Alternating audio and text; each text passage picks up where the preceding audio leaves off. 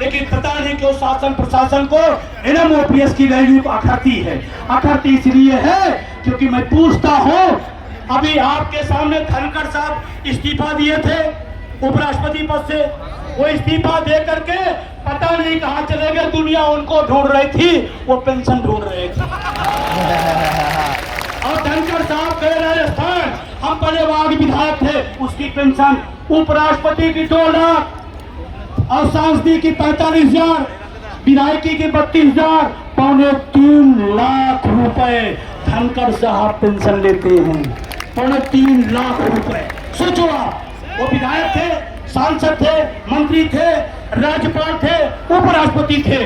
अगर उनको जरूरत है पेंशन की तो हम बहुत छोटे से कर्मचारी हैं, हमको ज्यादा जरूरत है। और उनको जो पेंशन दी जाती है वो अमेरिका के कोष से नहीं, वो विश्व बैंक के कोष से नहीं, हमारे टैक्स से 3 पेंशन ले सकते हैं। एक पेंशन हमारा भी हक बनता है। गलत तो नहीं हो? और मैं पैरामेट्रिक के बारे में कहना चाहता हूँ, यहाँ उनकी ड्यूटी भी लगी है। हजारों किलोमीटर दूर घरों से अपने परिवार बच्चों को छोड़ करके 0 टेम्परेचर में कश्मीर के झलाटियों में, बादलों में, उन परिवारों को, आपको, हमको सुरक्षा देने के लिए अपनी कुर्बानी देते हैं। धनखड़ को 3 पेंशन मिल सकती है, इस देश के अर्धसैनिक बलों को क्यों नहीं मिलती? ये सवाल है मेरा, और मैं पूरे दिल से कहता हूँ, ये सवाल मैं राष्ट्रवादी प्रधानमंत्री से पूछना चाहता हूं। अगर आप पेंशन के हकदार हैं तो अर्धसैनिक बल पेंशन का हकदार क्यों नहीं है? ये कौन सा राष्ट्रवाद है? ये कौन सा राष्ट्रवाद है?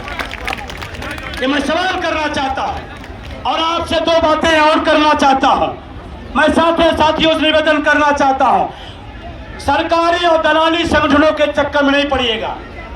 और ध्यान रखना, वो समझा रहे नहीं, सरकार पेंशन दे या ना दे, आप हमारे पक्ष में रहिए। हम ओपीएस के पक्ष में हैं, ओपीएस के पक्ष में हैं। एक बार हाथ ऊपर करिए, ओपीएस के पक्ष में हैं। सभी लोग ओपीएस के पक्ष में हैं।